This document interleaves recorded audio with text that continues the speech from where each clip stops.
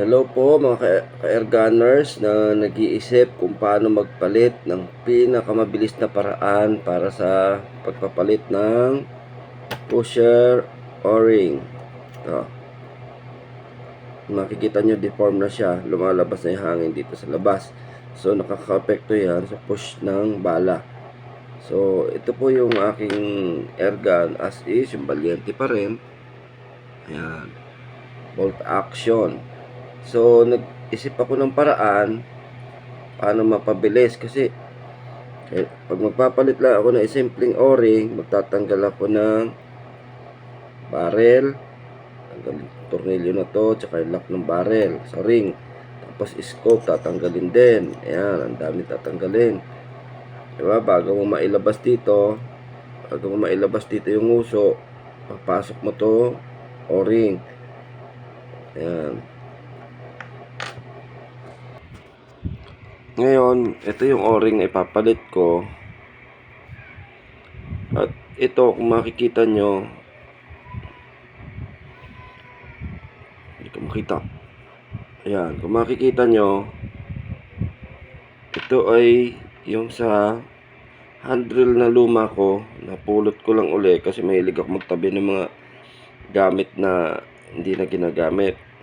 As nilagyan ko lang ng plastic sa ilalim, yung parang pin na ginagamit ko dati sa trabaho, pinasa ko lang dyan para protection din. Ngayon, kakailanganin ko rin ito pang kalso. Mamaya makikita nyo kung paano gamit nito. Ito binaluktot ko to kaso hindi naman umubra, so ito pa rin ang magagamit ko. Okay,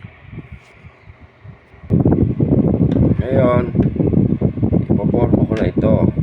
Kailangan kasing taba ito ng pusher nyo. Since na hinahanap yung camera, hindi ko makita, laging mawawala. Ayan, kailangan kasing taba ng pusher nyo yan. Dito natin ilalagay itong o-ring. Ipoporma na natin ganyan. So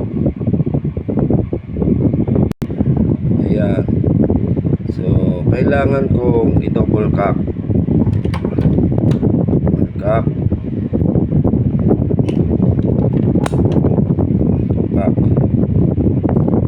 Then ayan, nakatupak na yan.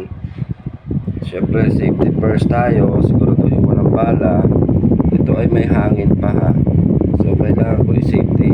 Ayan, tapos kailangan ko ilagay ito.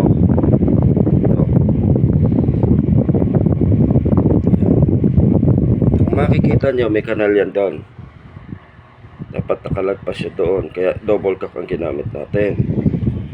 Ayan, sana makita nyo na maayos. Ayan, tapos ito naman gamit ito, ipasok mo dito para hindi siya tumuloy.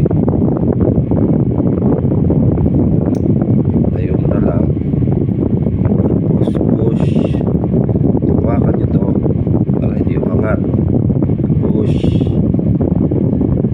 pwede nyo i-release yung first cap, lagay nyo lang sa first cap.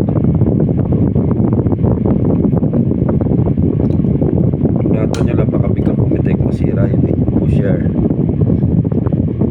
Okay, ayan, na diba? Tapos ayan, makikita nyo nakaano sa first cap. Safety ulit, sa safety para hindi mapindot, although hindi na ano yan kasi nakakalso na to. Tapos i-push nyo lang yung o-ring forward,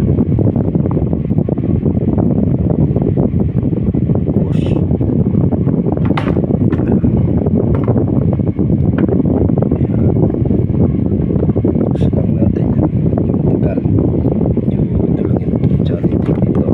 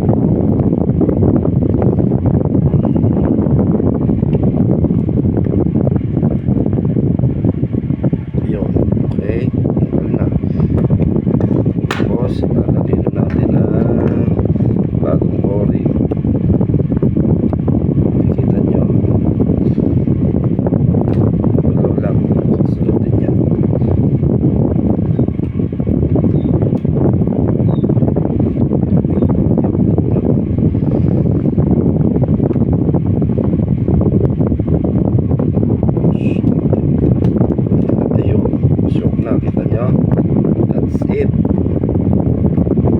Yun na, bago na orin ko. Napakasimple, napakadali. Yun lang mga ka-Ergan. Salamat.